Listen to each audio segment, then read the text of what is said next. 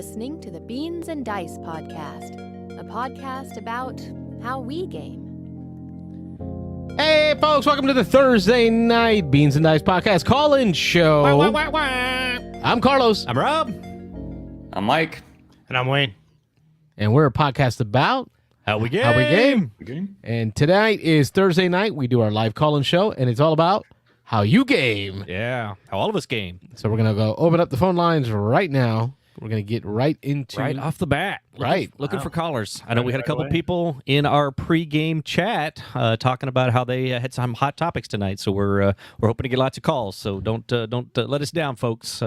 Especially those who said they were going to be on it tonight. So because we really have no topics for y'all. Nope, nothing pre-planned tonight. I got a topic. I'm ready to talk. I'm ready to go. Yeah, I got it. Mike and Wayne got things. I'm getting prepped for your turn, Con, but we'll jump in with That's what Mike. I'm talking That's about. why we keep those guys around. This segment is all yours, Mike. Talk what you got? First of all, Endless Winter delivered at your turn, so my copy's sitting there nice. waiting for me. Got Looks that. so nice.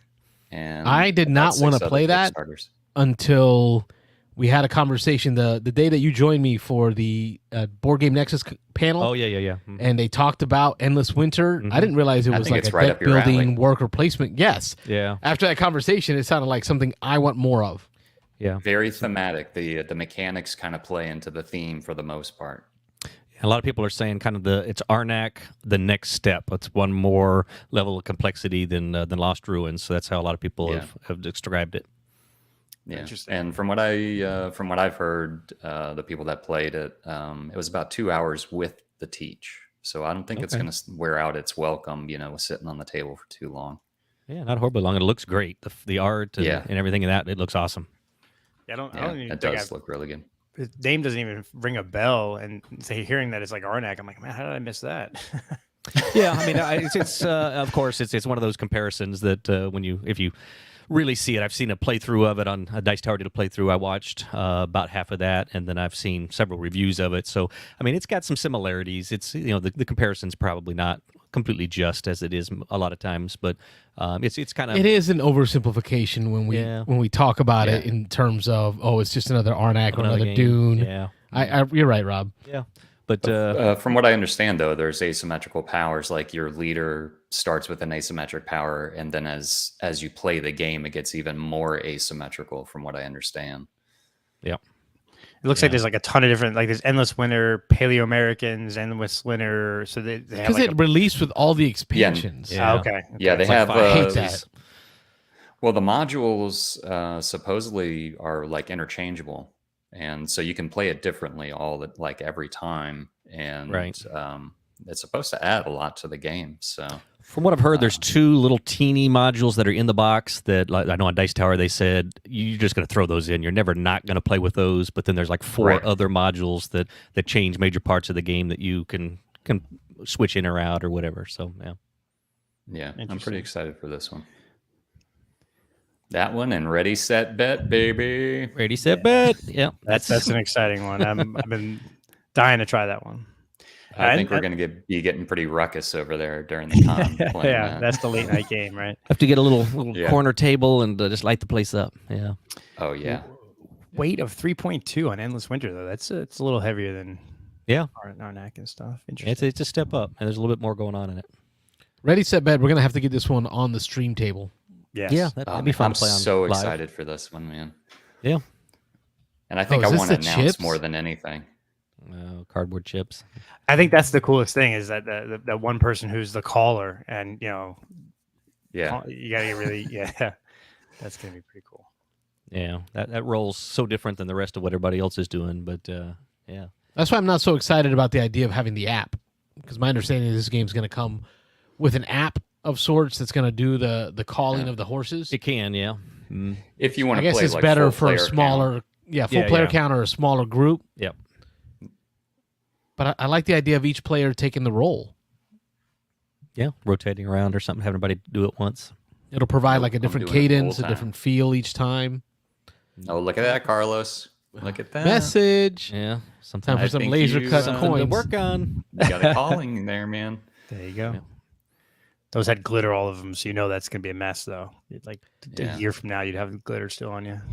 It's gonna be something. Well, at least Carlos, you can't get arrested for doing those. At least those They're other very games generic. that you've been Yeah, but cutting out. wait till the copyright police show up at the Your Turn flea market. yeah. It's gonna be on like a telethon. I'm gonna be like, no hablo inglés. So we're going to reference probably a lot tonight. Your Turn Con starting tomorrow. 5 o'clock officially is the opening of the registration table. I think that's when the library opens as well. So you can check in, start getting your games, and start doing some playing. But that's going to run from tomorrow at 5 o'clock through Sunday. Anybody know what time it ends on Sunday? I haven't really looked to see. Oh, wait, Sunday afternoon. It's like Sunday afternoon, maybe like 4 or 5 o'clock, I think. Is it? Okay. All right. I think it Gotcha. goes through Sunday afternoon, yeah. So good check on Sunday. So we're going to be cramming as much gaming as we can. I know in the chats on the Discord and Facebook, people are already posting up games they want to play. I think I'm committed to about 300 games already. So Nice. I may have to cut a few of those out. So we'll see what happens. But I'm bringing yeah, my everybody- sleeping bag. I told you that already. So Yeah, I may have to do something similar. So I think Dan will give us a spot in the back room or something where we can just hole up. Yep. Oh, I'm going to my bed to sleep. Are you going to drive Yeah. back? Oh, I'll yeah. take the 35-minute drive home. Yeah. Yeah, Yeah, I'm gonna have a family with me. We're gonna be gaming. I'm gonna be coming back Friday night, Saturday, and Sunday. So I'm gonna need some sleep. Like this is not gonna be one of those nonstop falling events. asleep at the table business. No, none of that. and I plan on driving home every night too. So if you ever need to stay a little later than the family, I can always drop you back on the way. Check out Beans and Dice listed as a sponsor. Yes, yes. Woohoo, on the page. We're going to be hosting a Memoir 44 Epic game, so an epic large-scale version of Memoir 44 4-on-4 with 8 players, so 4-on-4. And then on Saturday, we're also going to be doing the Baseball Highlights 2045 tournament. So as many people as sign up and show up or want to play, we're going to give away a copy of Baseball Highlights 2045 Spring Training to the winner. So just like Philip, I know who you know, top out Yeah, the yep, Philip yep. guy who won the first or the second World Championship. World Championship. He's always got his trophy out there on pictures, so we'll give you an opportunity to win your own Baseball Highlights 2045 tournament. Show that thing off. Yeah, they're going to have lots of tournaments there. I know they're doing Crokinole. They're doing. Oh, I got to bring my boards. Thank you for bring your reminding me. Crokinole boards. Yep, don't forget those. They're I think doing. there's, what's the rolling right, the flipping right with the dungeon or the cartographers? Oh, I think? cartographers, yeah. yeah. Yeah, I think they're doing a tournament of that. I think you could do that on like a big projector or something. It's gonna be something crazy Nice. where everybody can see, the cards. It's as many people as possible. Play from across the street. That would be nice. Yeah, cool. And I know they're doing. What was the?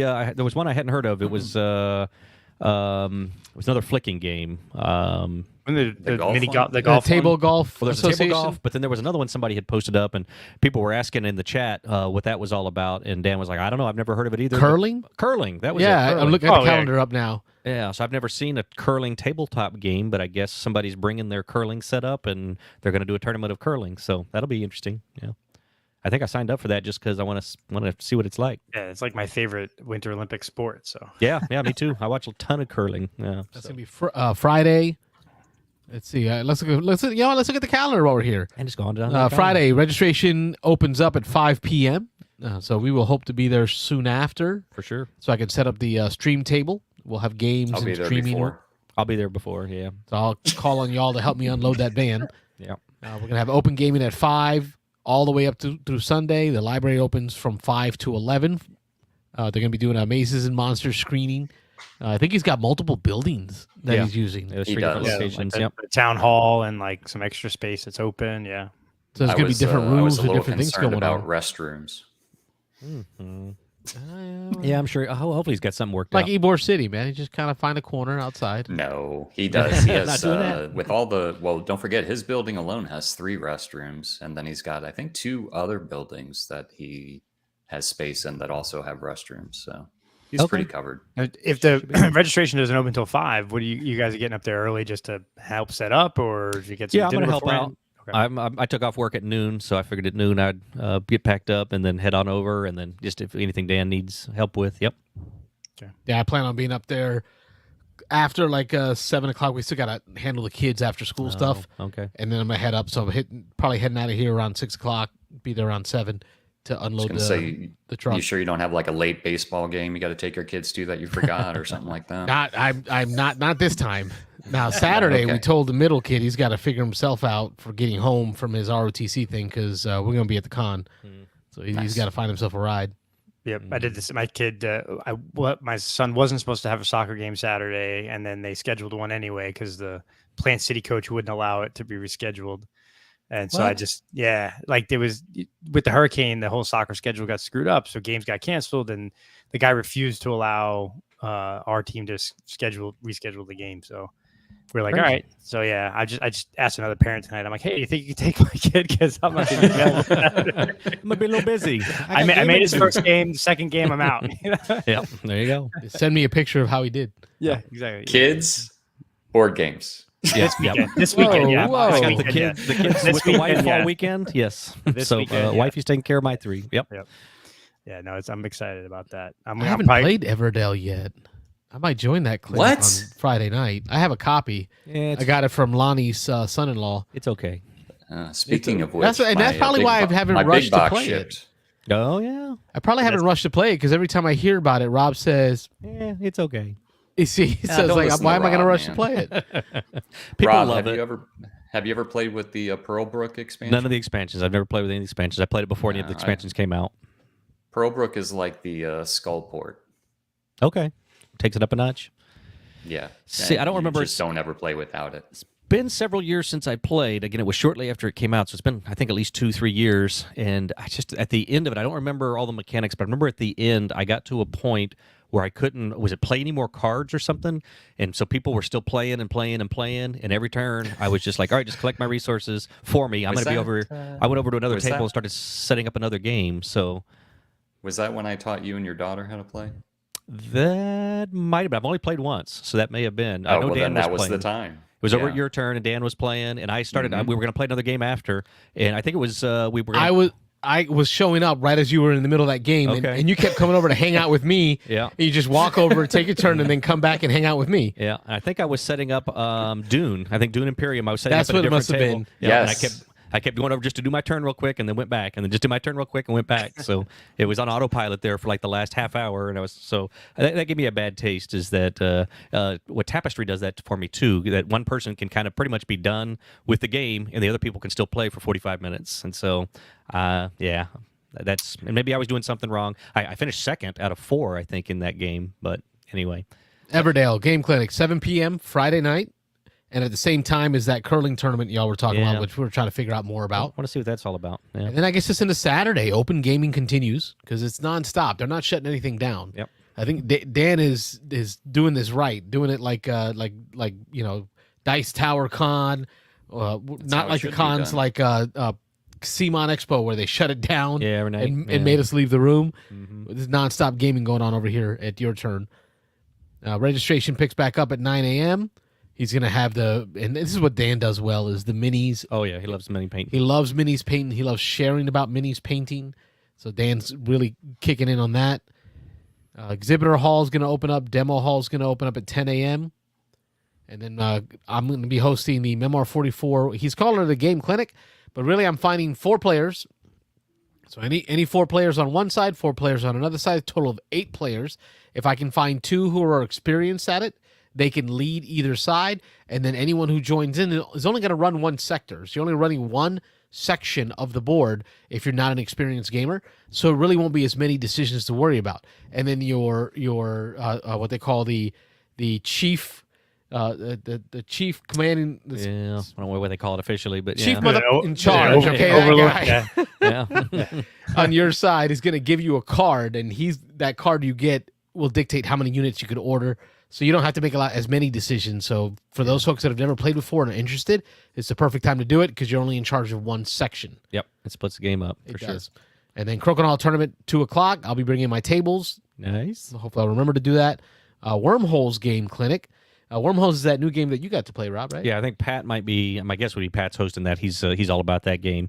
It was okay. It was a pick up and deliver game. I didn't find too much fascinating with it, but we played the standard easy mode. But so I might, if I'm free, I might sit in on that if they're playing the upgraded, more difficult mode of it. So Getty talks about how Eric Summer is a huge fan of the tabletop curling game. oh okay Yeah, he's talked about it a few times on their podcast. I think I do remember that now that he mentioned it. okay. I hadn't heard anything about it. Using That- the if that's the game the guys- cornstarch or something. Yeah, if that's the game the guys bring into this con, it's an older game, so maybe. And I've seen these at the like at a bar, right? Like at a restaurant or a bar where they have the table with the curling disc. Am I the only one? No, Yeah, I've seen got that. a portable version of that. If that's what they're talking about, that's not the game that Eric Summers is talking about. Eric yeah. Summers We'll has find like a curling game that has a little bit more like gamer rules to it, not just the shuffle. It's basically shuffleboard is what we're talking about at the Yeah. bars and stuff like that.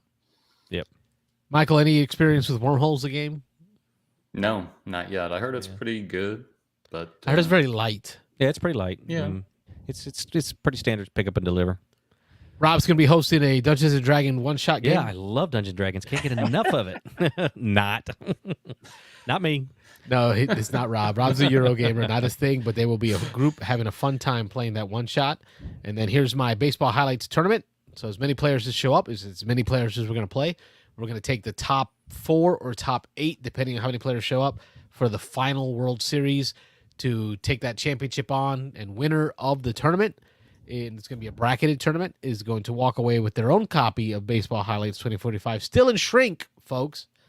Spring training edition of Baseball Highlights 2045, still in shrink. Get your copy and your trophy.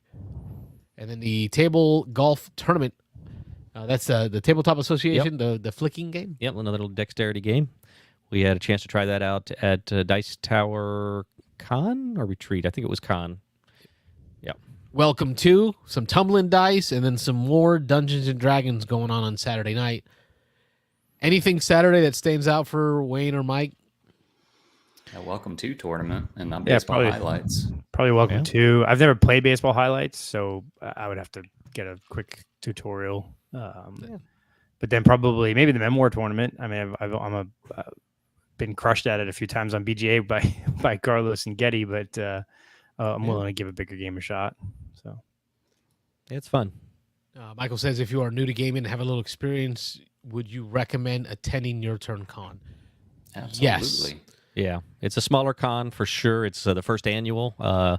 Depending on how this goes, hopefully there'll be many more to come. But I know it's Dan and Sarah's first con that they've ever run. So there'll be, I know he was at about 100 tickets, but that was 2 weeks ago. So I'm sure he's well over that now. I know the ticket sales usually pick up in the week or two before the con. So I don't have an official number, but it's not talking about thousands of people here. We're talking maybe 200 at the most. So it's a smaller con.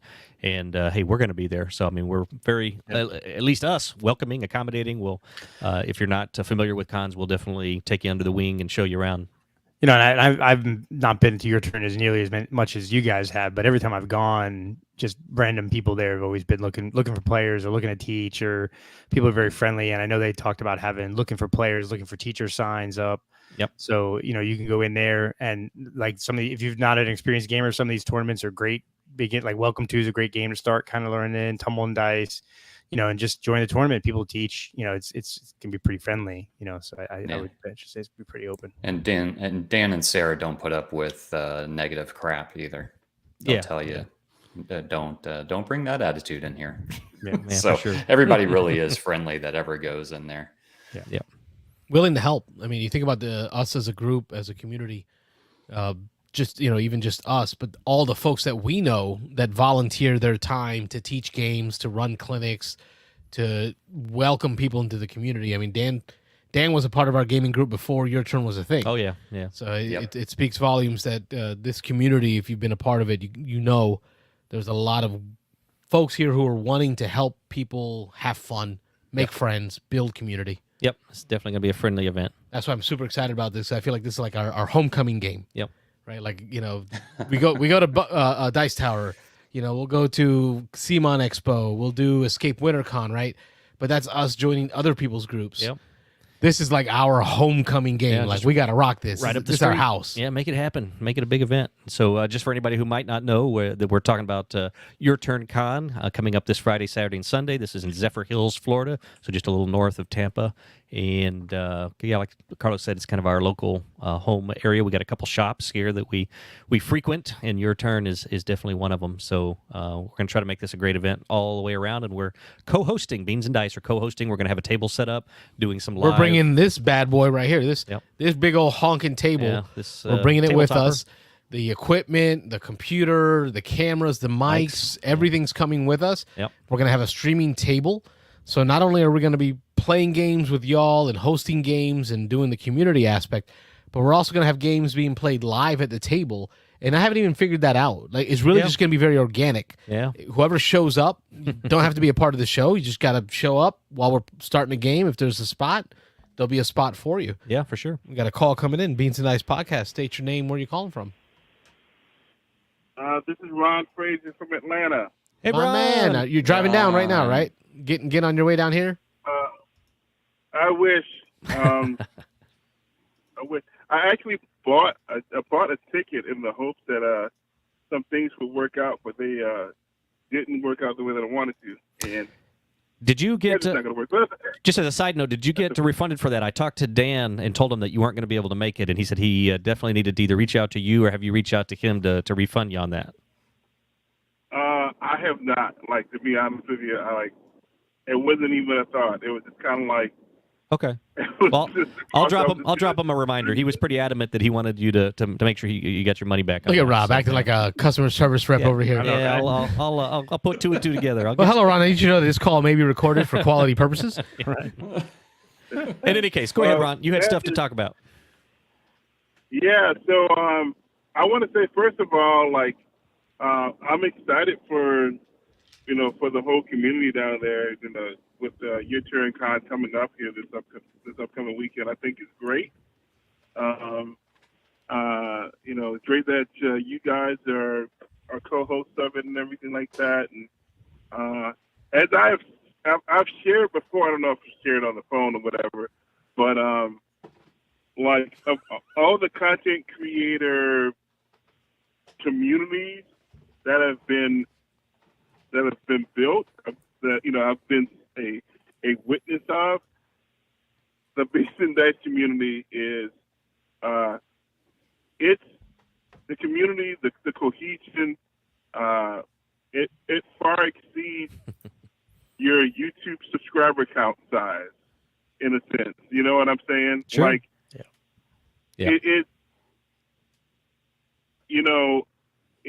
It's absolutely amazing.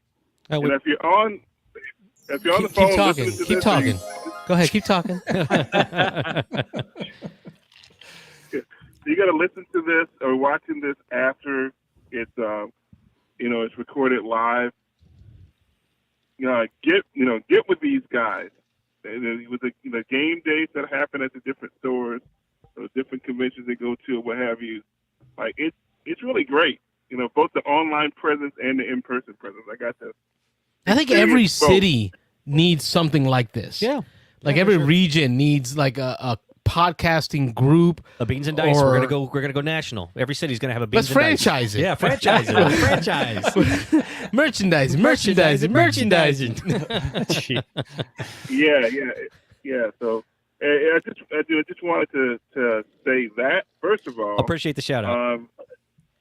Yeah. Here comes the whop when it comes to here comes the butt. Star Wars Rebellion that triggered the phone call. Here it comes. So, someone in this podcast group shared an article from Polygon about the Star Wars deck building game, and I made some comments about it in its initial announcement. I don't know if I used the word ugly, but I may as well have, because the initial impression that I got was, oh, this is just going to be Dominion with Star Wars clapped on it. No, I was wrong. It looked like it was more going to be closer to Ascension with Star Wars slapped on it. So I'm not really, I'm not impressed. I know what Asmodee typically does with these things. It'll probably take them 3 years to get an expansion out. I'm not looking forward to this, right? But it's definitely in the try category for me. But in the article in Polygon, they dunked on Star Wars Rebellion. It's saying that the game is overcomplicated, what have you. And I get it. Star Wars Rebellion does have a lot of rules, but if you play Carlos in particular is like, well, I don't remember you say you don't like it or you just didn't prefer it or whatever. But it's no more complicated than Detective Culture. Star Wars Rebellion just didn't bring me joy. Right? Like I love Star Wars. I've been watching Star Wars since I was a kid. Star Wars Rebellion just didn't do it for me. And Robert says it had to do with the combat. I didn't enjoy the combat aspect of it. Yeah. But he says the expansion fixed that. Yeah, was the main part of the expansion was to overhaul that whole combat system. They made a few other little tweaks in the game. I actually have not played with the updated combat. I read all the rules and got ready, and I just never got back to it. So it's been a while, but I need to go back and play it. It's a really good game. I will concede the fact that the combat is lackluster.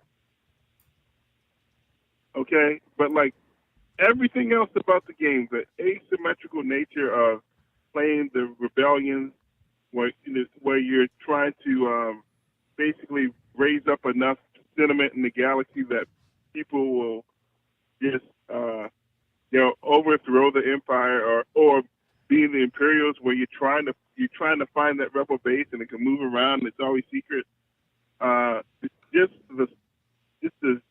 feel like it's dripping with theme when you send out the characters on the different missions and what have. It's amazing. Like, in my opinion, there's only 2 games for me that surpass it. Wow, and if you know me, you that's would know strong, what bro. the games are. Marvel Champions. Yes. And Yep. Lord of the Rings. Lord of the Rings. War of the Ring. War of the Lord of Ring. the Ring. Yes. I guess we know you. Yeah, We know you. You need to go found Beans and Dice Hotlanta. There we go. Franchise. Yeah. So it was less about Carlos's response. It was more about like that Polygon article. I just kind of felt like, if that's the actual guess that artwork, it's person not really- very interesting looking. FFG has had the license for Star Wars since 2000 and like I don't know. 8 or something. It's been a little while. Yeah. They've had the Star Wars license for a long time. Yes. And all this art is not new art. It's just a recycling, rehashing of prior art from their X-Wing game, their Destinies, Yep. their Star Wars, the LCG. I think they even do the role-playing game, which I have behind me. And if you want to buy a copy, it'll be at the flea market. Your turn. The role playing game. Yeah. Well, part of that too is, so I know with IP stuff, I had backed the Warehouse 13 game on Kickstarter a couple of years back, and I know that they had issue where anytime they wanted to use a different piece of artwork from the show Warehouse 13, it had to go to like Paramount Legal or whatever, corporation owns Warehouse 13's, right? Sci-Fi Network, and they're owned by USA, whatever it is. And like, they were like, it was taking weeks for like a photo to be approved. So is it part of the process? They may own the rights to FFG or, to produce these Star Wars games, but anytime they want to change the artwork or use different artwork that hasn't been approved, it's got to go through Lucas, through Disney, right. through all their lawyers. So they may be just recycling his artwork because like, we don't want to spend a year and a half waiting for the Disney lawyers to approve every single little piece of artwork. No, I agree with that. I think that's what's going on. And also remember that they moved all that, the role-playing game stuff, they moved out to Edge Studio. But there was just recently like a reorganization, right? And so with all of that stuff, trying to figure all that stuff out, I'm sure that complicated matters. So, because I don't know if the Star Wars, the board game stuff was a separate license for the role-playing game stuff. Because they had the board games, they had the miniatures games, they had the card games. Yeah. Yep. Yeah. It's just, it must be a mess. But you got to give them props because, and I'm going to throw this fun fact out there, and then we'll let Ron keep going. Robert and I were big into Star Wars X-Wing. X-Wing, yeah. Which, if you want to buy any Star Wars X-Wings, there can be some of it at the flea market. I got lots of Wave 1. He's Your got some turn. Wave 2. Yeah. Make me an offer on a big tub. Yeah. Anyway, the FFG worked with Disney to create an Imperial ship, a cruiser class Imperial ship. So the Rebels always had like the Tantive, right? You see it in Episode 4, right? Leia's in it, and it's kind of like the opening scene of the Imperial Death Star or Star Destroyer chasing it down, right? Well, the Empire never had anything of that equal size because everything was just big. Like if Vader was doing it, he was going to go big on it, So FFG needed a ship of equal size to the Tantive to be able to put it on the table for the miniatures game to match up with the Rebels. They worked with Disney to create the Imperial Raider, created a whole class of ship just for a board game. And then, my friends, that ship showed up in the most recent version of Star Wars Battlefront.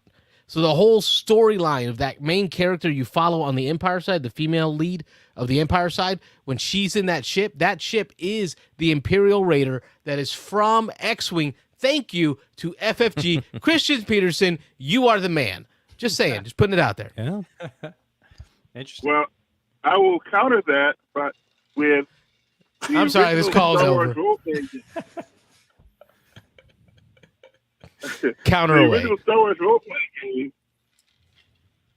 played by Western Games, that stuff was the seed of the Star Wars expanded universe. There were no Star Wars reference material after the original trilogy. Like Western Games worked with Lucasfilm, they got to see like all these concept art and all these notes, and so the Rhodians were not named. The Ithorians, none of that stuff had names. That was made up.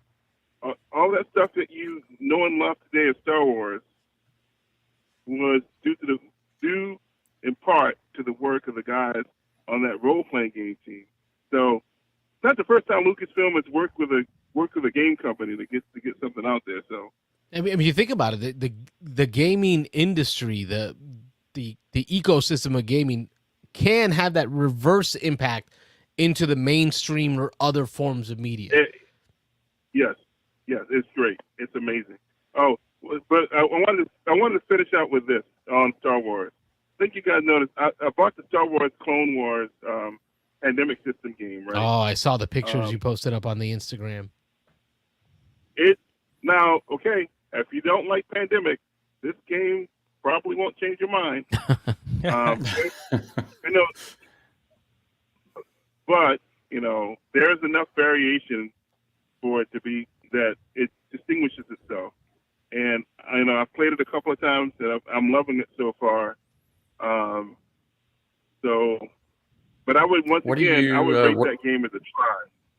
What are you trying to eradicate in that game? Droids, baby. Droids. Midichlorians? You have a villain. You're trying to you're defeating the villain in the finale. So you have different missions. There's a big stack of mission cards, and you randomly choose 3 or 4 or whatever, depending on how difficult you want the thing to be.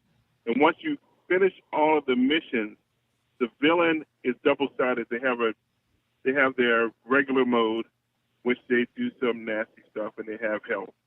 And then they have their own separate deck. So it's kind of like the World of Warcraft Pandemic game in that respect, but instead of just having the one villain in the entire game, you actually have 4. And then when you have a whole bunch of missions as opposed to, I think the World of Warcraft version has like, I want to say 4, something like that. Some really small number.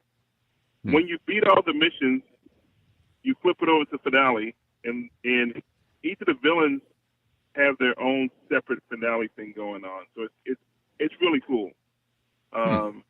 So instead of discarding the player cards, you actually play the player cards to the table. And you tap and untap them to use them. So it's like, there's some stuff that makes it really interesting to me. So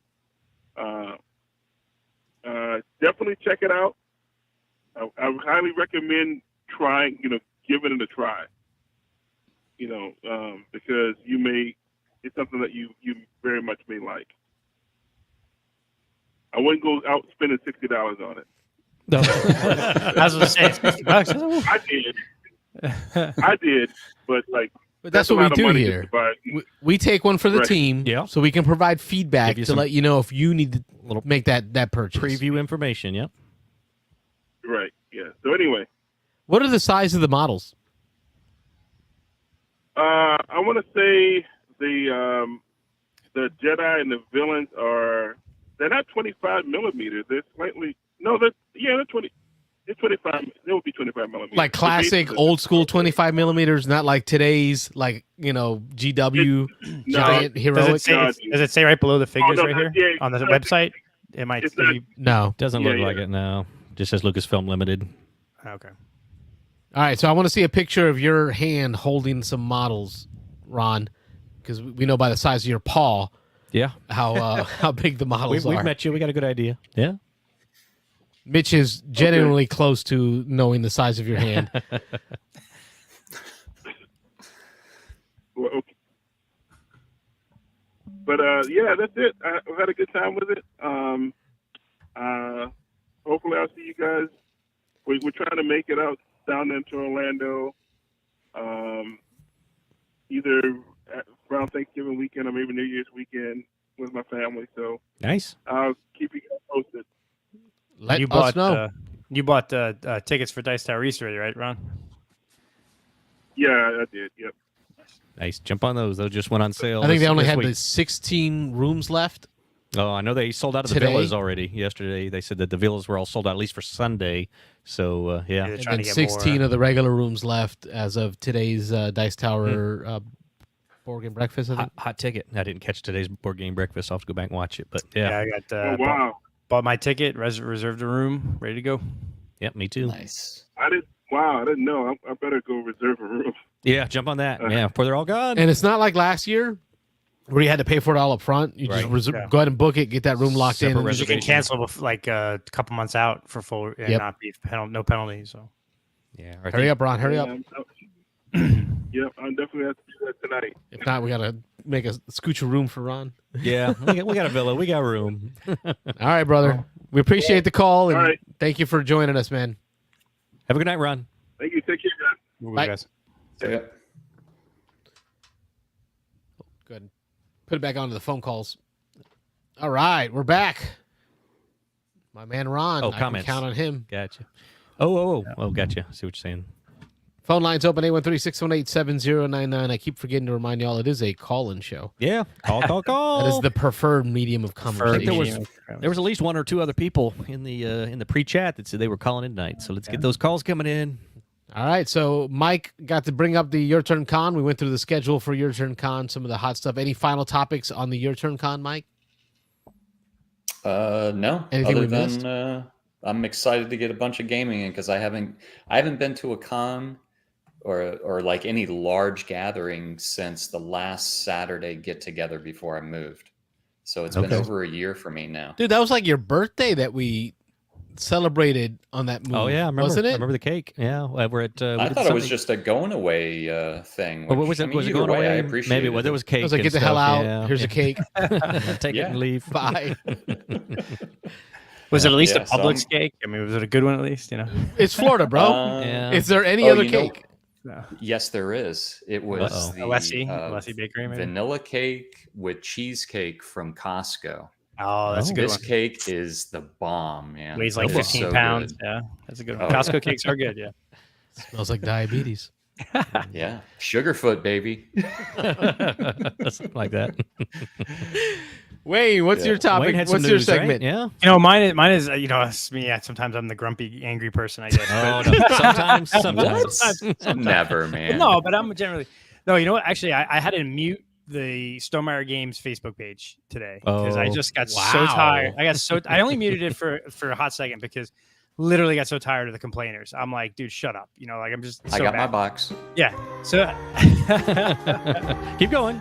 No, so the nesting box went on sale, pre-order sale yesterday, right? This has been a year in the making. He's been showing it off for a year. He says, if you want a copy, I need you to put your email address in so that I know how many copies to make.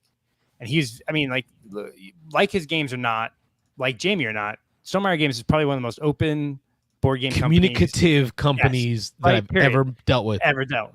So Yeah. everybody knew that the nesting box was going to sell out day one, first printing, just like Wingspan did. Right? It's impossible to judge perfectly demand for this. So Jamie came out with a statement today that he had 8,000 people sign the email address over to him saying, I'm going to buy a copy of the nesting box. So he took 8,000 plus some other number and made 10,000 copies of the nesting box. Okay. Sold out day one. And then you have people complaining like, well, I didn't know it was going to be released today. How did you not know it was going to be, if you want the nesting box, how do you not know it was going to be released on November 2nd?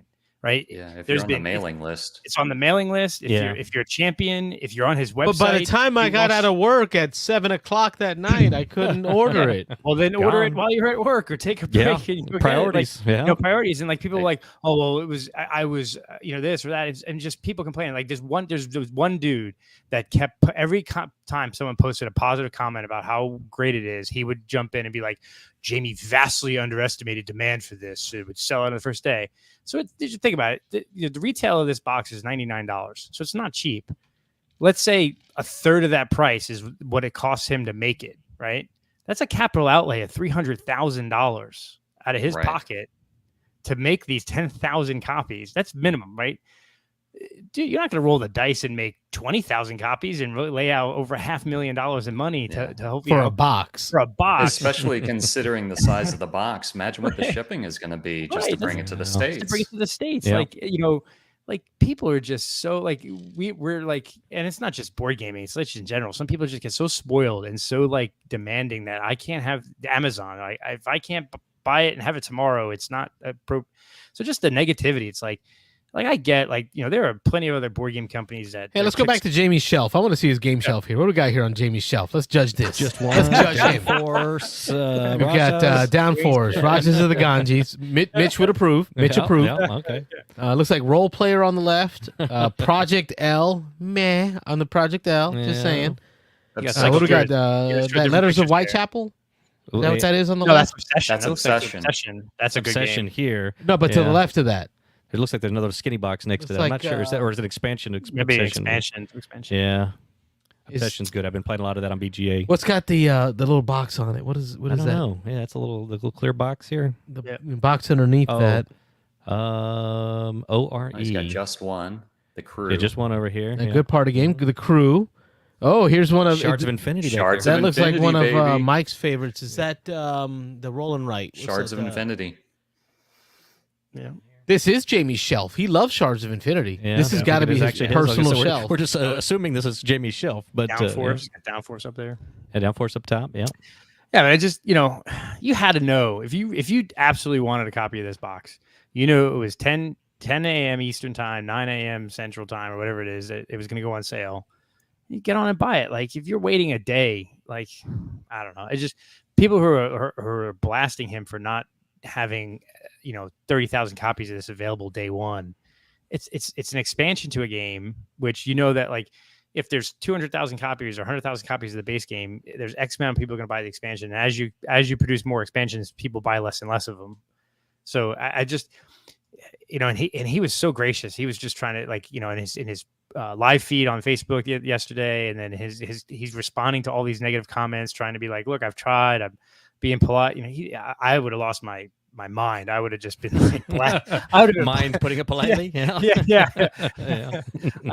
He's so freaking nice. I don't know how he must like scream into a pillow after like a couple hours to like get out. Pillow like, full of all that money. Just cried into it. Pent up rage, man. Because I would just my New York. I'm gonna yell at these 100 stacks. Oh, but don't think about it though. I mean, like he's a successful businessman, but like to say you didn't lay out enough of your own money to print enough copies of this box so that I can have mine.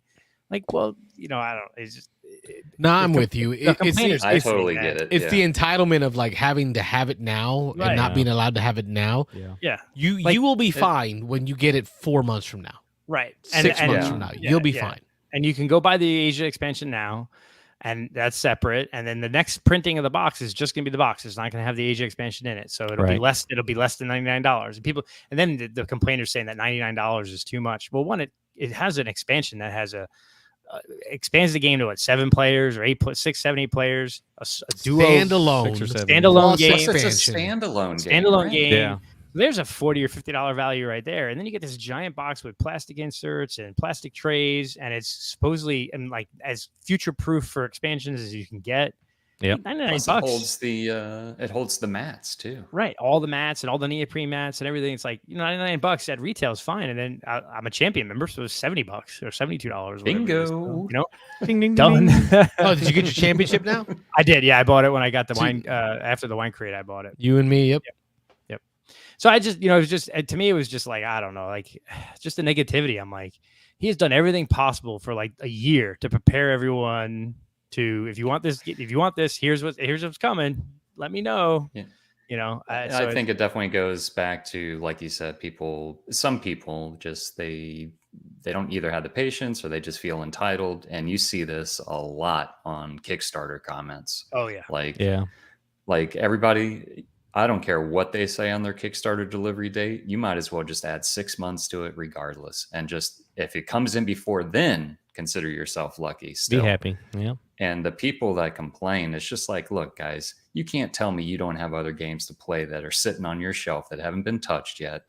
Just relax. It'll Chill get out. to you eventually. Yeah. Enjoy And- the games you have already. If you want the Asia box, you can go get Asia, and then you play Right. that, and then the next printing will be in early next year. So 3 months from now. I like, Diego's coming, like graphics cards, shoes, sneakers, things sell out super quick. This took almost all day for it to sell out. So I mean, like it's not like it sold out within the first hour. People were buying it 3, No, it 4, 5, didn't. 8 hours later. So if I don't. I happened to check my email in the middle of the day and saw the email come in. I was like, oh, let me, here comes a Stonemeyer email. And I totally forgot it was getting released on the day it was released. And I was like, oh, it got released. And I hopped on the website, ordered it, no problem. Like there was no... Number one. Hi back to you, Bryson, in the chat. Thanks for saying hi. Number two. The man is attempting to be eco-friendly, which he's being asked to be eco-friendly. So he creates this very specific run of this game that includes the expansion without waste. You get the expansion in there, but you don't get the box for the expansion in there in order to prevent waste. If you're getting the nesting box, why do you need the box for the expansion, right? So he makes a special print run of just the expansion components in this nesting box. It's going to reduce the amount of availability because he's trying to be eco-friendly, which he's being asked to. Right? This is the challenge that has been given to him as an owner of a company. And he's more responsive than probably any other game company out there to try to be more environmentally friendly. You can't win with for production. losing. Yeah, I'm with it's Wayne. like- I would just, oh man, I'd be like, bad, read between the lines, like all over the internet. It would be bad. Yeah. And the other thing is, unfortunately, even with Kickstarter, Mike, I do a lot of Kickstarters too, and it's always the most vocal people that are the negative people, the people that are happy. And in my job, I work in higher education finance. Okay.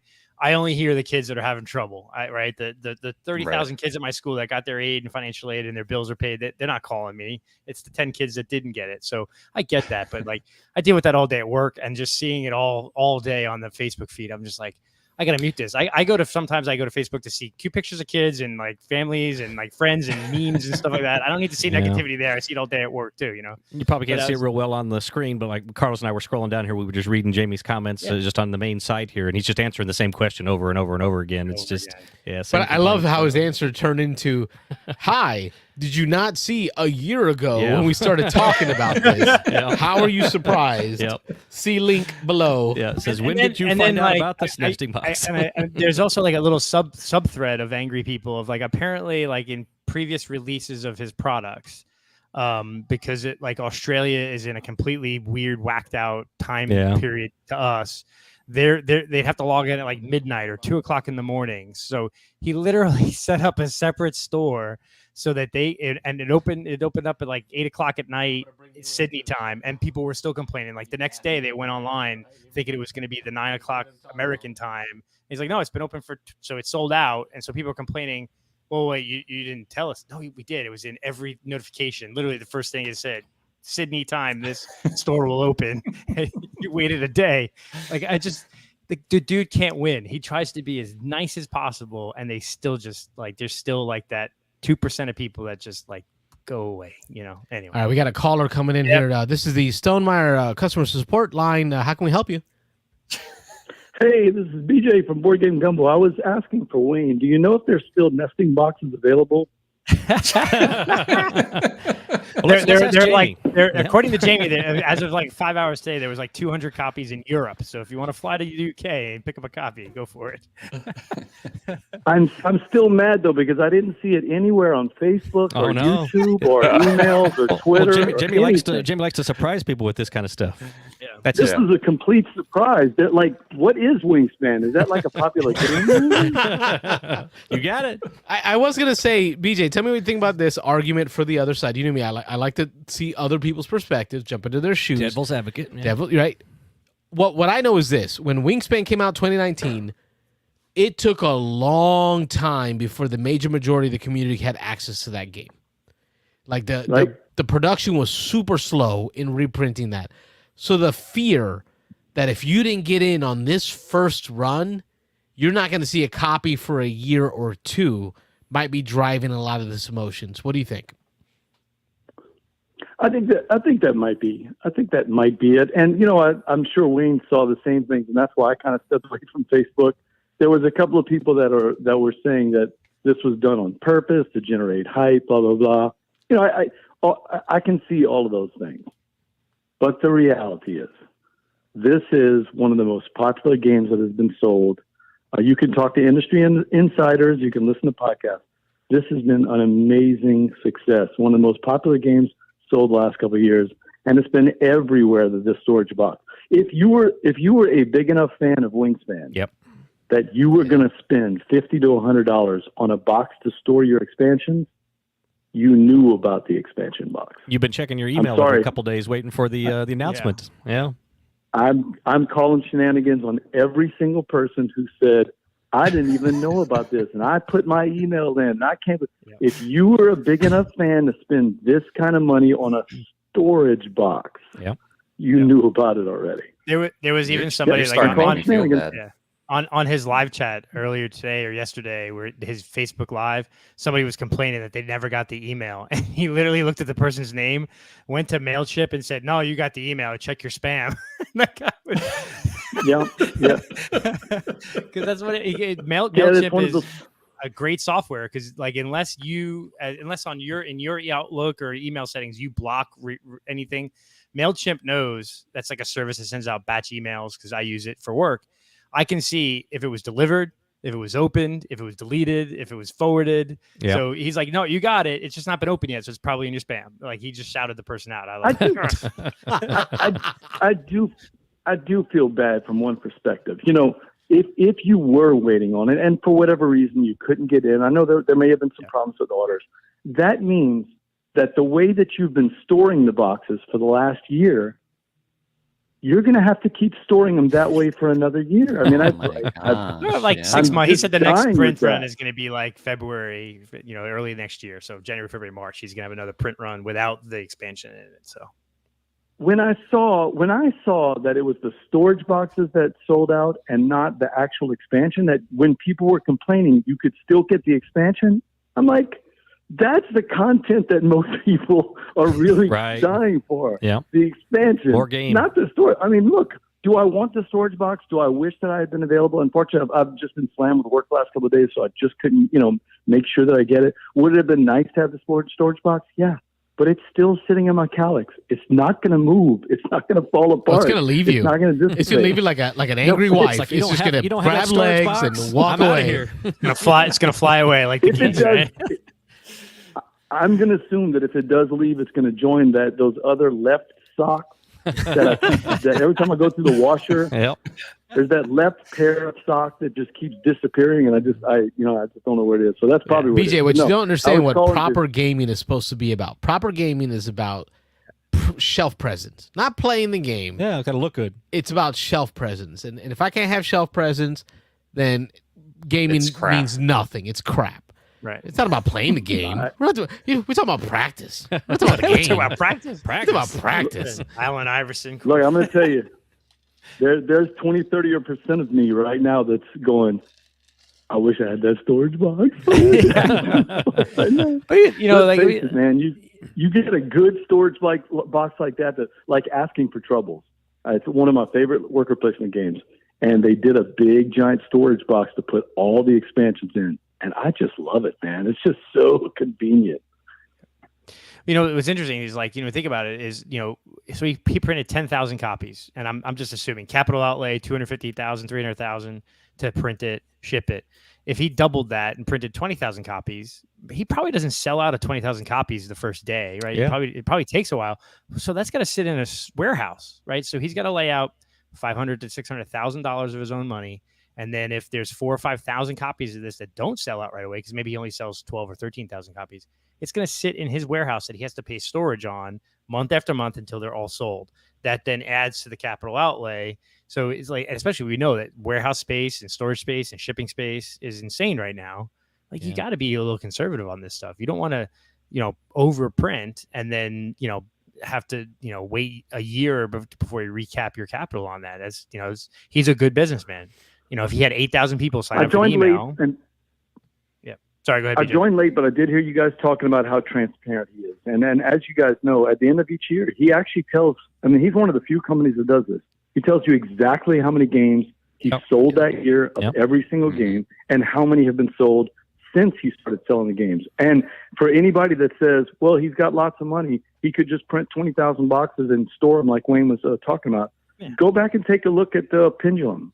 Go back and take a look at Between Two Castles. Yeah. I mean, he's had a couple of games that didn't sell out their big print runs, other than, you know, the initial hype, and after that, you know, the sales have slowed. So it's a crapshoot. Anytime he publishes a game, it could be one that's going to sell 10,000 copies, or it's going to be one that sells 2 million. And to be honest, I actually had Elizabeth on the show a long time ago, right before all the stuff had been big. It was just starting to get out there.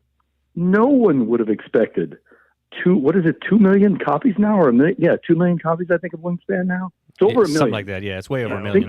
I think it's close to 2 million. It's getting to like the Ticket to Ride levels. Yeah, like, that's insane. It's way up there in such a short period of time. Yeah. Ticket to Ride is what it is about. Is it about 5 million or 6 million, something like that? Yep. And that's a game that was published in 1995. Am I right about that, or is it later? 2005. 2005. Maybe 2005. Yeah. Yeah, but again, it's 15, 16, 17 years, and one of the most popular games that sold at Target, sold everywhere. You know, in fact, in Europe, Ticket to Ride is sold at pharmacies. You can walk into a pharmacy and pick up Ticket to Ride. I don't doubt it. Yeah.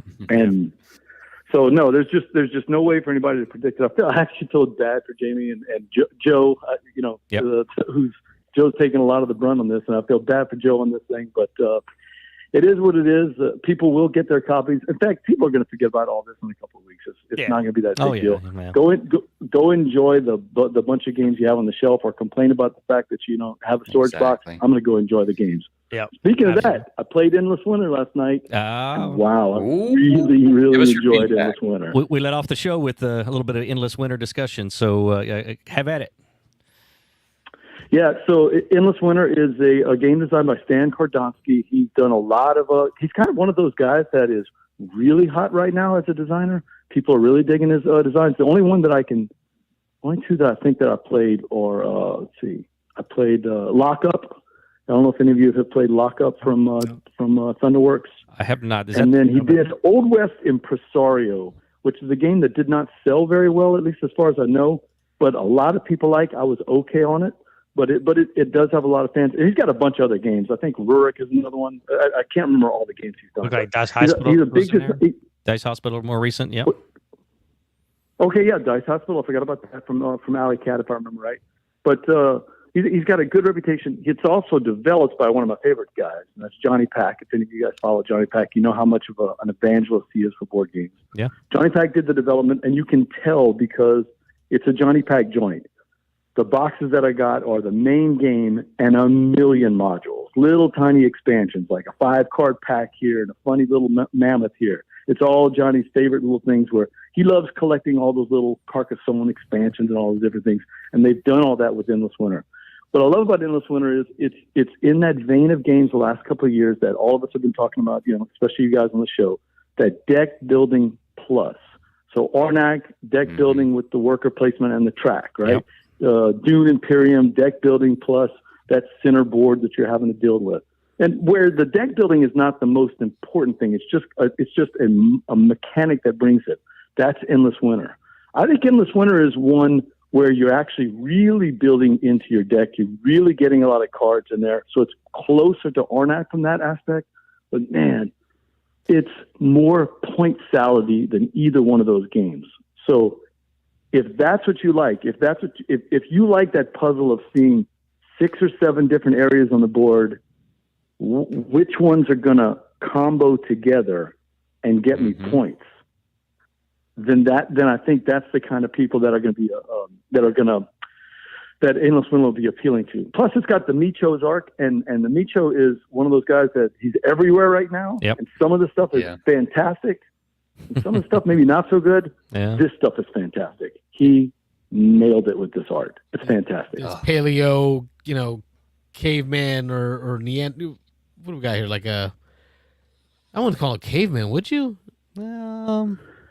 It's those early people that crossed over the Bering Strait and came in. It's supposedly that's the vibe he's going for, and that's sort of what it feels like. It's more just the fact that there's so many drawings. It's drawings of the woolly mammoths and the saber-toothed tigers, and it's not. Sometimes he kind of goes on that cartoony side with the flies buzzing around the love heads that and all that. Yeah. It's sometimes good and sometimes not. It depends on which one is. I love the West Kingdom stuff. I mean, all that stuff is great. Imperium Legends from Osprey Games. I mean, the artwork in there is gorgeous. I forgot about that. Absolutely gorgeous in those. Well, that's what you see. To me, in Endless Winter, he gets it right. He gets it's just enough cartoony and just enough serious where it really looks cool. So far, so good. Haven't done any of the expansions yet, though, so I can't comment on those yet. Okay. Some of those pictures look like there was some really interesting, like, game trays. I'm assuming it's like a standard, like Kleenex tissues, game trays, inserts, whatever it is, but they had it was like everything you need for one player in a box, and there was 4 boxes, so it looked like you just pluck Isn't it right that the out. coolest thing? Yeah, that looks pretty cool. It's so, I think Tricarion's like that. A couple of different games that I have where you just hand somebody this tray and say, there it is. There's so your much tray. easier. Take off. Yep. And it's easier to put back. There's lots of wooden bits all over the place. You got the little villages, and it's such a Johnny Pack game. There's wood everywhere. So it's and cardboard everywhere. But boy, I'm very impressed. I'm not. I played Endless Winter 3 times now, and I'm not sure I'm ready to rank between the 3. But if I were pressed to, if somebody was going to force me to buy the Wingspan storage box, if I didn't come up with a 3 ranking system, if that's what they're going to think of, make me buy that stupid box that I never even heard of, then I think I would rank them Arnak and then Endless Winter and then Dune Imperium. But we're so blessed, man. These 3 games, you could literally buy these 3 games if you like that kind of game. And you could not buy any other game for the next 10 years and get tons of content and tons of play. Yeah. I heard you say That's deck good building company. is strong in this one. So I don't think any of the 3 games are really deck building games. Right. As in, this is the thing that it's not deck building. When I say deck building, we're not talking Dominion, right? We're not talking that style of deck building. It's and I don't want to call it hand management like say Baseball Highlights 2045, Carlos and I love, right? Right. That's a hand management game with deck building aspects because you're throwing flavor, stuff into your hand. not even deck. Right. I wouldn't call it Yeah. deck building. I call it like a flavor. Yeah. Yep. With the patented phrase, and this comes from Mike, the designer. It's a hand management game with deck building aspects. So I think Endless Winter is a little bit more than that. But I want to say I shuffled my deck twice the whole game. So we're not talking. I did cull though. It's got a culling mechanic that's fun. It actually has a great culling. It's called the berry mechanic. And the neat thing about it is not only does the base game, you really need to bury some cards sometimes to cull your deck and get to those good cards. So that way you can. By the way, Other people are gonna shuffle their deck more. I'm one of those idiots that just buys lots of cards, like shiny things, like, oh, look at that bauble. Carlos likes to do I like that. He thing. does that in Arnak. Yep, just loads up his hand. Yep. That's why I was hoping When I it would be played Bradley stronger in the- deck building. I find that I lose a lot in Arnak and in Dune because I'm trying to play a deck building game. When, like you said, it's a game with some deck building, and I'm all like, no, I want to build this beautiful deck. Yeah, I'm trying to remember. I think it's Watergate, where when we play Watergate, my buddy Bradley will get down to like 3 or 4 cards, and he's playing his best cards over and over and over.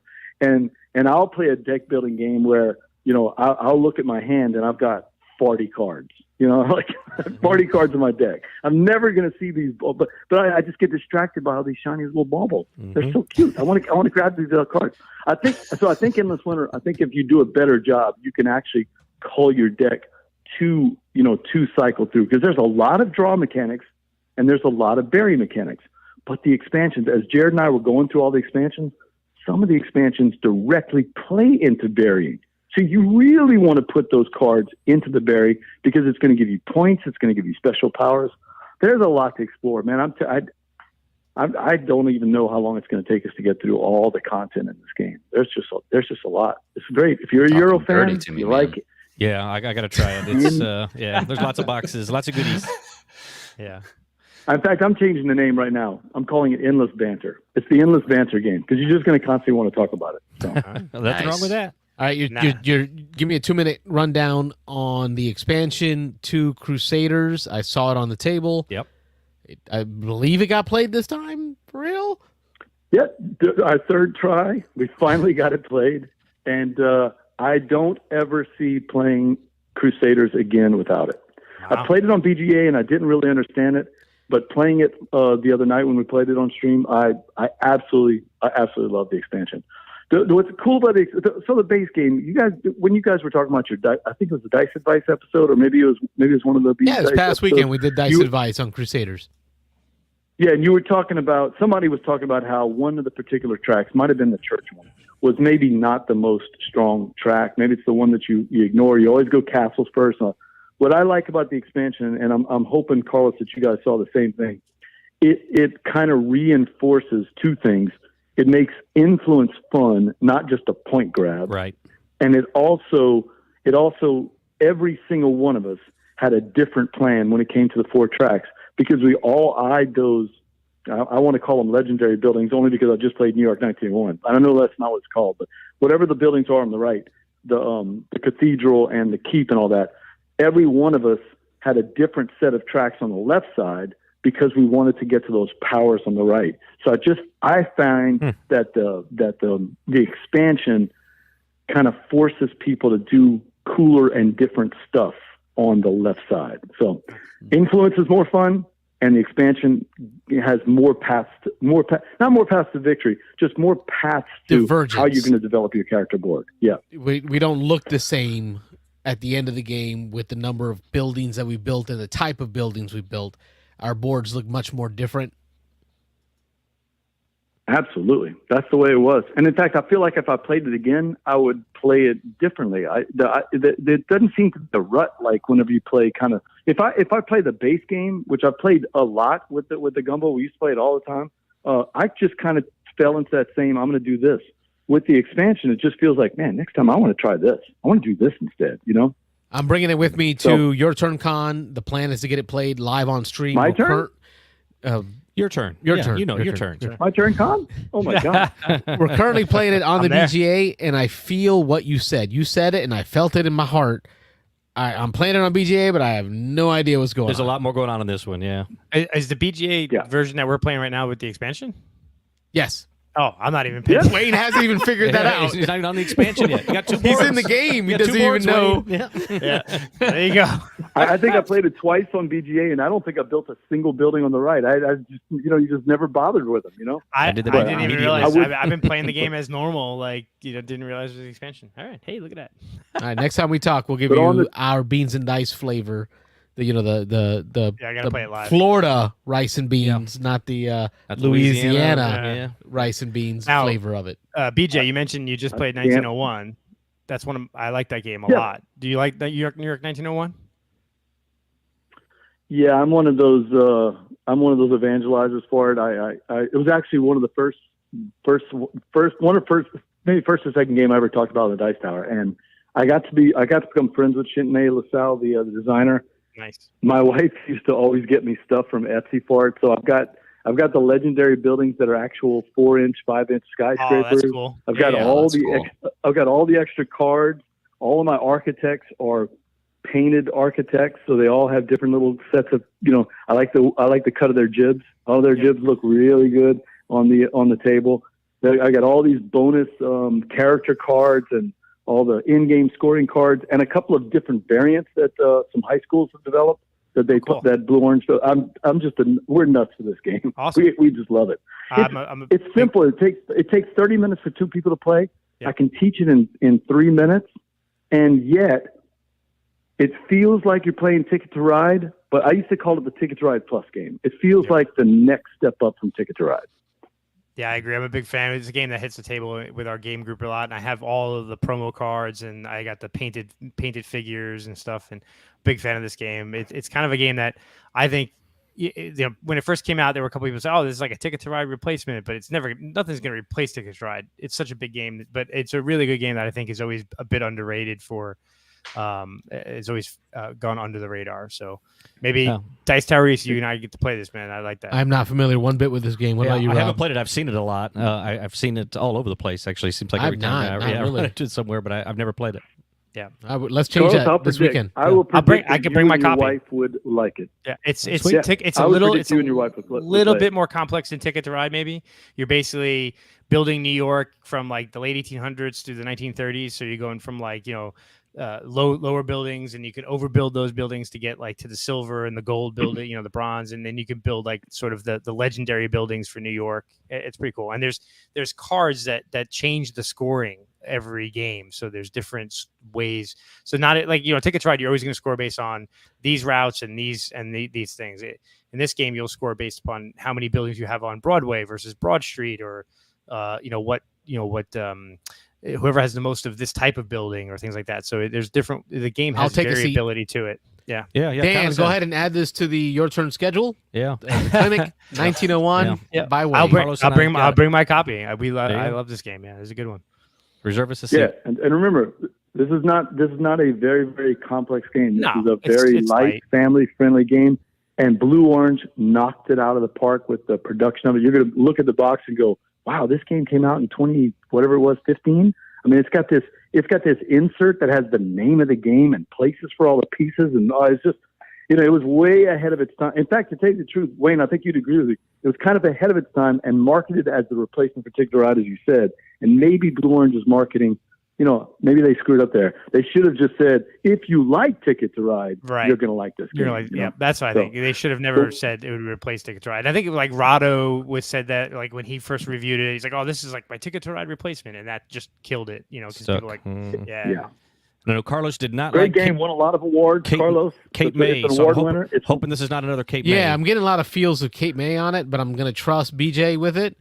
With his talk about it, I'll trust him because Cape May looks like Cape May. Maybe this is what Cape May should have been. Cape May is a lot more complex. My wife said that last night. She said, "Wow," she said, "I forgot how much this is like Cape May," but it's not from that aspect. It's the way that the layout. It's the what did they call it? Not isometric. It's the way that they design the map to look 3D. Yeah, it's that angle, that satellite bird's eye view of Google kind of a feel. Yeah, the Diablo thing. The way Diablo did isometric. that. The way Diablo. Yeah, I think, is it isometric? Isometric, maybe something isometric. Like that. Yeah. So it's got that look to it. So it looks like it, but it's not like it at all because remember, Cape May has that event deck that comes out, and then of course you got the economic thing, and you got the movement around and the birds and all that. Cape May is way more complex. Cape May is a little bit more complicated. This is a 30 to 60 minute family weight game that you can play with your wife, your kids, your grandma, all of those kind of people. It's going to be one of those type of games. I'm always looking for one of those. Gotta try it. Yeah, it's pretty fun. But still enough strategy where everybody is still happy. I mean, I still have a blast playing it, and I've been playing this game. I've probably played it 20 times since 2015. So lots of plays in it. Still mad because it's just like Crusaders. You know, Chenier has expansions for this, like new maps, all this other kind of stuff. It just never got off the table. So Yeah, that sucks. unfortunately. Hey, great show. I'm actually on the website right now getting my tickets for Dice Tower and my hotel. So All right. There you go. yeah, I like it. Still I'm going rooms to tell left? people there's thousands of hotel rooms left. You don't have to worry about getting a hotel room right now. At Yeah. least wait until after I get my hotel. Then you Yeah, can come in. let the rush is on. We said it so that the national rush is on. BJ's going to get the last I hotel know, room, don't and then worry everyone about after them is going to complain about not getting the box. Yeah. They asked me if I wanted Wayne's suite, and I said yes. I'll take the Wayne suite. Take mine. Yeah, You can that's take it. mine. Yeah. Yeah. Mhm. We Have a appreciate great you, show, BJ. guys. Thanks for calling in. Hey, Good night. BJ. Good. Good night. Bye-bye. I like Same. Rachel in the chat. She's convinced, wants to play Endless Winter. I'm mad that I missed this Kickstarter. I don't know how. Oh. Yeah. I didn't hear a whole It was lot about it it was a before, while ago. Yeah, it was a while kept back. getting delayed, and Yeah. but yeah, it'll be waiting for me. So maybe we can, we'll just throw it on top of all 423 other games that we have, on the list that we I want say to Dan's play. going to have it on the hot games tables. He said Oh, he Endless is? Winter's going to be there. Ooh. So, There Oh, you go. nice. There you The go. reason to get your ticket, yourturncon.com. Jump in the hot tables. Yeah. Do we know what other games are going to be on the hot games tables? Somebody had recommended Carnegie. I want to play that. There was a couple of others. I could probably look up real quick what he was. He posted at 3 or 4 that they were definitely going to do. That Your Turn Discord. Yes, I believe it was. So follow the Your Turn Discord for more information on what games he's going to have on the hot tables. It's going to be a good weekend. Yeah, for sure. It's nice because it's Hey, very quick- close to home. Are you guys doing your monthly game day the weekend after this one? Second Saturday game day would be Armada, wouldn't Probably it? haven't talked about it yet, but Yeah, it would be Armada games. Yeah, should be. We need to get it booked out on the Facebooks. Yeah, we'll double check and make sure they're available, but they usually are very accommodating over there, Mike Fortino. So we'll double check with him, and then we'll get something posted up. Thank you for the reminder. Thanks for the reminder. Yeah, You've been promoted Yeah. to Secretary of the Beans and Dice, Tampa. yeah. We have Boston Beans and Dice. That's Getty. Getty's going to run Boston Beans and Dice. Franchising, merchandising. Got Beans and Dice the lunchbox. Beans and Dice the The flamethrower. flamethrower. Kids love that one. God rest his soul. Yeah, Mel Brooks. He's dead, right? He's not dead. He's still alive.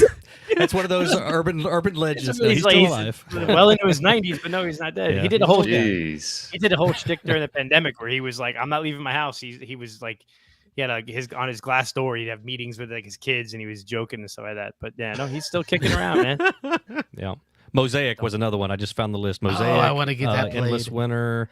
Somebody recommended Arc Nova, My Father's Work, Carnegie, and The Great Wall. So those were all That's ones James that were- Odak trying to push the Great Wall on Yeah, everybody. Odak. That was a lot of Odak there. Yeah, but so those were, Tastes like Odak. little bit. Yeah, just a little bit. So, speaking of, well, like here's an example. So Arc Nova, right? Arc Nova, like what fourth game of all time, super hot, right? Man. So they've clearly printed a crap ton more of it, and now it's on like what, half off sale on Amazon, off. half Like off $50 sale on Game Nerds, Amazon? right? Yeah. So, like, that's an example of you assume the demand is going to be there, and if clearly the demand's not there for the Arc Nova, I mean, everyone who has it, right? And now it's being discounted, so that second or third print run is already being discounted. I just don't see it, folks. I just don't get it. Well, I love y'all, and if you love it, I love you for loving like it. it. I'm gonna maybe I try to don't play love that this weekend. I have not. I yet like it. played it, but my only point being is like this is a fourth highest game of all time on BGA. It's super popular, but it's being discounted. $49.99. Yeah, but now it's being discounted. So like but don't blame somebody if they don't print 30,000 copies of a game, and it sells out or something like that, because it's just impossible to determine sort of how things are going to sell. Yeah. And Anyway. Jamie, if you're watching and you heard us defending you and all that, I'm still looking for my shipped email. Oh yeah, For- that Wingspan Asia. Yeah, I did get the ordered email. you're gonna complain about a free Hey, copy I'm of the not game. no, there was no This complaining. guy over here. That's it. Listen, no complaining. Yeah. I got the email saying that the order was put in. Yeah. I'm just waiting for that little tracking Shipping number. notice. Yeah, So nothing I nothing is shipped yet. It's just so I was just kind of really hoping it'd be here by your turn, Con, because I wanted to have it on the table. Show it off. Yeah. That'd be Right, like I sweet, wanted yeah. to show it off, almost like when we went to the Louisiana. What was it? Sobo. Sobo. The Southern Board Game Fest, I had a copy of Libertalia, right before I had come out. So just hoping to Just set it out there, set it draw out some there. eyeballs. Yeah. So I mean, if you're watching this, Jamie, go ahead and get it next day. Yeah, I'll have it in overnight time it. for your turn con. Get it to 'em. 5 o'clock tomorrow. Come on. Well, Get on it. hopefully they, so the nesting box is supposed to ship out in the next 1 to 3, next 3 weeks. So I'll have it soon. I have a copy coming. So I'll videotape or I'll record my unboxing of it, send it to you to post on YouTube, and then on a live show I'll bring Wingspan with all my stuff in it to show off or something. Like we did with the wine crate. Show it unboxing and then show it after it's been packed up. So I'm excited to get that. All right, folks. Well, I guess it's back to the 10 o'clock hour. I got to break down this studio. Yeah, so so I'm we going to can start get on the chopping it move. up, taking the table down, taking the systems down, putting it all in the van, and counting on all y'all on the stream right now watching, or with me, Mike, Wayne, Rob. Tomorrow night, we will meet up at Zephyr Hills, Your Turn Con, where Absolutely. we will set up the streaming table. And folks, for you at home, just make sure you have the YouTube is on. Make sure you have the bell. Yep. Smash that bell. We'll just go on unannounced. Probably we'll be sitting down to play something. We'll just hit go live and we'll just jump on. So Right. It's just going to be intermittent live events going on. There's and listen, if you've been watching for more than 3 months, you know that I can't plan nothing. Yeah. Okay, so you're not going to get this Dice Tower S PowerPoint with like the hours of what I'm doing. What? That's just not how Carlito rolls. Just know that smash that bell. You'll get the notification when any game pops up, and you can always watch it later. It's just, my number one goal for going to this con is having fun. Yeah. My number 2 goal is sharing with y'all the fun that we're having. That's goal number 2. Number 3 is merchandising. Beans and dice. The T-shirt. We will have T-shirts. My wife is at home printing T-shirts right now as we speak. So we are going to have about 15 or 20 shirts available for the first time ever. And then I know Carlos is going to have a table at the flea market on Sunday. So that's probably where we'll sell the shirts. You'll see us there if you want to support the podcast. A great way to do it is buy stuff from our table because Rob and I tend to take that money, put it right back into our equipment. I'm going to roll it into more shirts. So yeah, and stuff for the show. Real quick, how many games are you gonna call, Carlos? Listen, brother, I have been looking. My wife's been asking. Yeah, that might be it. Wife's like, okay, so you said you were gonna put some games out here on the table for me to start pricing and putting stickers on and all that, but I haven't seen anything show up. And if you go back and replay this show, you'll see me looking this way for the majority of the show. Yeah, he's trying to find the game. And I'm the like, one game. Nope. He has a little problem. Well, you have 2 copies. You have 2 copies of Rallyman. Rallyman GT. But there's a reason to have 2. There's one. man. There's one for the show. We got 2 copies of Thunder Alley. Wayne's trying to help you out. Man. 3 copies of Memoir 44. 5 copies of. You're gonna need an intervention, man. That's what it's gonna take. You have to have a little sit down. Yeah. Get rid of that. You got all the X-wing stuff, right? Oh yeah, that's definitely going. As much as I want to keep it for nostalgia, there's a there you lot go. of Rich second said- edition stuff in there. Rich says you need 2 copies of for 12 players in Rallyman. Oh, That's why you 12-player have 2 Rallyman. That's the There reason. we go. Sorry, can't sell it. I got 12-player games coming up. We just finished a Rallyman game a couple of days ago on BGA, and it was probably the single great. I'm done playing. I'm retired from Rallyman. Never playing it again. Done. Oh, Did Is you that when win? you lapped them? I came close to lapping everybody. I just had a bad experience with Rallyman in the tournament, but I'll talk about that another time. Yeah. Like I'm retired. That's the best. And I I'm could ever curious do. as to what the heck's going on at Rachel's house. We got people in the Yeah. comments Leaving saying, shoes. My I left my T-shirt, shirt. I left my shoes. Somebody left her kid. It's a heck of a party. The party went on at Rachel's house. All right, folks. We are the Beans and Ice Podcast. We will see you tomorrow night at Your Turn Concept for Hills. Please join us. I am so excited. Dan, thank you for putting this on. I'm Carlos. I'm Rob. I'm Mike. I'm Wayne. We're the Beans and Ice Podcast, a podcast about. We game. Thanks for watching, folks. Have a good everybody. night. We will catch y'all on the next Beans one. and Dice Podcast. Don't forget to like and subscribe.